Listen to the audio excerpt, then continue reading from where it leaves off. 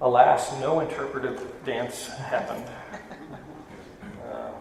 Actually, my dancing is outlawed in 51 of the 50 states. Puerto Rico jumped on the bandwagon before they even got statehood, so you're safe for now. The second scripture reading for this morning comes to us from the 14th chapter of the book of Acts. It's a continuation of the story that we had started before, and we pick up in the 8th verse. In Lystra there was a man sitting who could not use his feet and had never walked, for he had been crippled from birth. He listened to Paul as he was speaking. And Paul, looking at him intently and seeing that he had faith to be healed, said in a loud voice, "Stand upright on your feet." And the man sprang up and began to walk. When the crowds saw what Paul had done, they shouted in the Lycaonian language, "The gods have come down to us in human form." Barnabas they called Zeus, and Paul they called Hermes, because he was the chief speaker. The priest of Zeus, whose temple was just outside the city, brought oxen and garlands to the gates, and he and the crowds wanted to offer sacrifice. When the apostles Barnabas and Paul heard of it, they tore their clothes and rushed out into the crowd, shouting, "Friends, why are you doing this? We are mortals just like you. And we bring you good news that you should turn from these worthless things to the living God, who made the heaven and the earth and the sea and all that is in them. In past generations, God allowed all the nations to follow their own ways, yet God has not left God's self without a witness in doing good, giving you rains from heaven and fruitful seasons, and filling you with food and your hearts with joy." Even with these words, they scarcely restrained the crowds from offering sacrifice to them. May God's blessing continue to rest upon and come through the experiences of Scripture. May it guide the meditations of our hearts and the words of my lips on this morning. So, the whole arc of the series of worship that we're in is Go Forth. It started with Matthew's gospel at the very end when the disciples are charged to go out. And that is the underpinning thing for us as we consider what is happening in Luke's telling of the Acts of the Apostles. Going forth. Going out into the world. And we remember Luke's vision beginning with Jerusalem and then Judea and then Samaria and on into the broader world itself. Well, Antioch happens to be a stepping stone into that broader world. That church, that house church, that community of faith that gathered in that rather impressive city. Jerusalem was impressive. And Jerusalem had a lot of people at Passover, but Antioch was like a metropolis on any given day. And in this metropolis, beyond the traditional borders of Judea, Israel, Palestine, however we describe that land, communities of worship in what was being called the Way, and would eventually be called Christian. They were gathering. And this is a snapshot of one of those communities. It's a glimpse into early worship as people gathered together. We don't get much of a glimpse of what was going on, but we're told some things about the church that is going to send Barnabas and Paul on a mission. And what kind of church is this church? Well, this is a church that's a mixed bag of people. We heard the descriptions, and Luke, in recording the Acts of the Apostles, felt it important that we understood the nature of the congregation, this house church in Antioch, that we had people from all over creation coming into this one place. It's kind of like living in a military town. I think there might be more Texans in this church than there are people from Virginia Beach. Might be. Texas in the house. Just don't start talking about branding, please.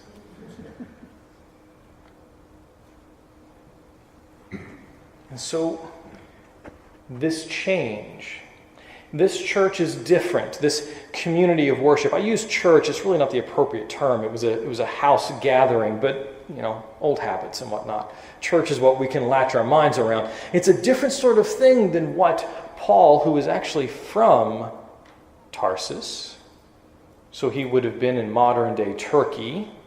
That's his neck of the woods, even though we hear about him in Jerusalem. It would have been different from the communities that were gathering in Jerusalem that were predominantly Jews, people of faith from that neck of the woods. This church in Antioch with people from sub-Saharan Africa and from other places in the eastern Mediterranean basin, people that Luke feels it's important we know where they come from. And what on earth could tie all of these people together? Because normally we gather based off of certain likenesses, right?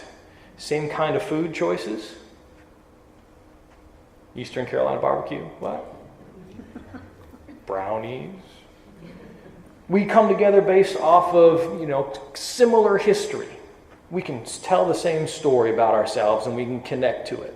We come together around language, appearance, those sorts of things. There wasn't that unifying force in this church. Now, yes, there would have been a common language and it would have been Greek, but it would have been not the primary language of the majority of these people. They would have learned the language of their background and Greek as they were growing up, as they were maturing. And so this is a congregation that must have something else holding them together. What kind of church would be able to gather across those sorts of boundaries? This church, this Antioch gathering. And we are told that they are busy fasting, and they are busy in prayer, and that they are involved in worship. And in the midst of those things, the things that we can do, right? The things that we can be immediately involved in. Disciplines, that's what fasting is. It's a discipline. It doesn't necessarily have to be a diet. It's a discipline. It's designed to bring the mind into a place where God can do God things. Prayer is a discipline, and it's designed to bring our soul into a place where God can do God things. Worship is a discipline, and it's an offering, and it's designed to open our hearts to God to do God things, and that's what this congregation has nothing else to tie them together except for making space for God to do God things. And in the midst of that, in the midst of those things, the work that they can do, the work that we can do on our own, the Spirit breaks in. Now, how scary is that to think about? We are very staid people. We sit well. We listen well. Our hands might make it to the shoulders every once in a while. Maybe a little clap.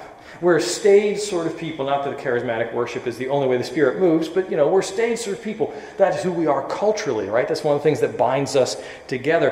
And so in the midst of this worship experience, the Spirit moves. Now, whether it was a mighty rushing wind, whether it was a soft whisper, whether it was that feeling that comes up inside that says, ooh, I got to do this thing. There's something I got to take care of. And the Spirit says, you need to set aside a couple folks who are going to go on a mission.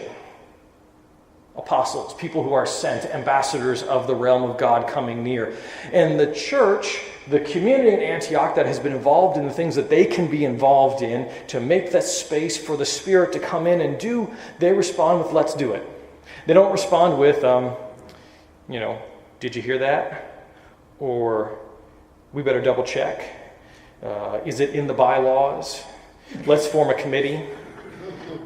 We don't get now, it's possible that they did that, but Luke doesn't tell us those sorts of things, so I'm going to suggest that maybe they just heard, experienced, felt the work of the Spirit and said, let's do it. Let's act upon this thing that God is doing it. And again, the church participates in the way they can participate. They lay on hands, they pray for these two, and they send them packing.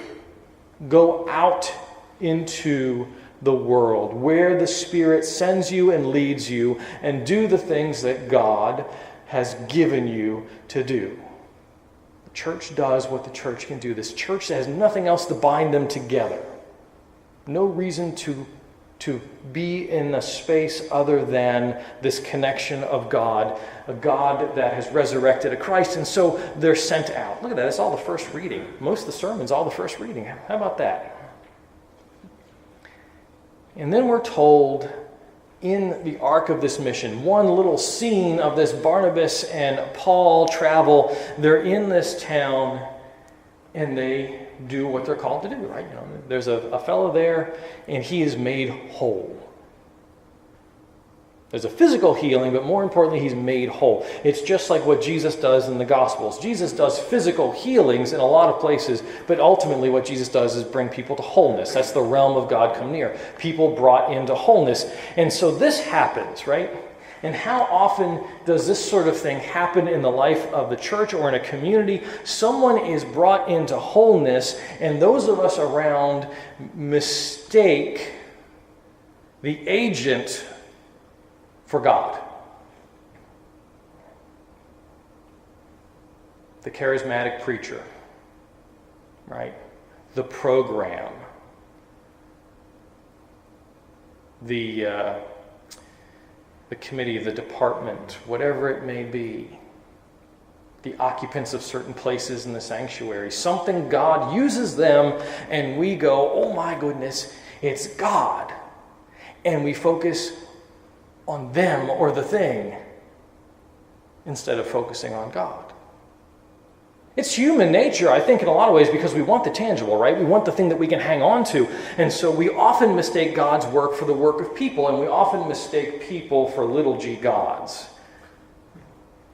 Sometimes we mistake ourselves for little g gods.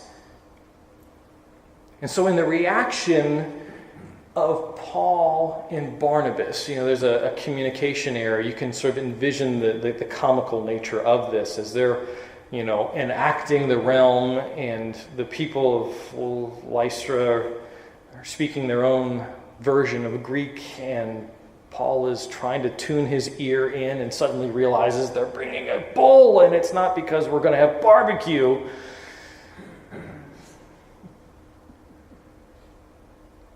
And we are reminded, the church is reminded in these two stories of the things that we can do, the things that we are called to do, the things that are within our authority to be a part of, and we are reminded of the mistakes that we often fall into as communities of faith, as people who are charged with the bringing of the good news. We are not gods whatsoever. Paul and Barnabas, we are not gods whatsoever.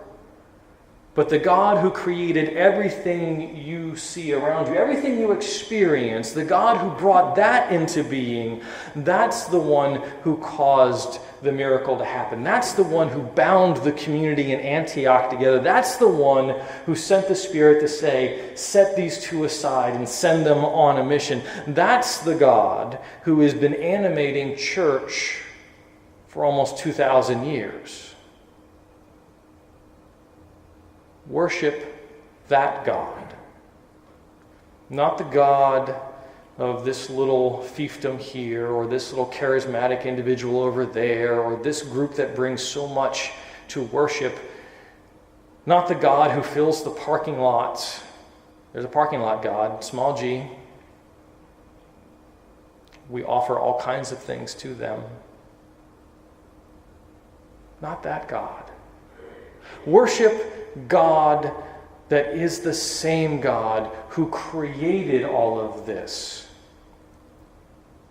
who empowered all of this, who caused your hearts to abound with joy, to get up and dance, even if it's outlawed in 51 of the 50 states. Be church today. Thanks be to God, and amen.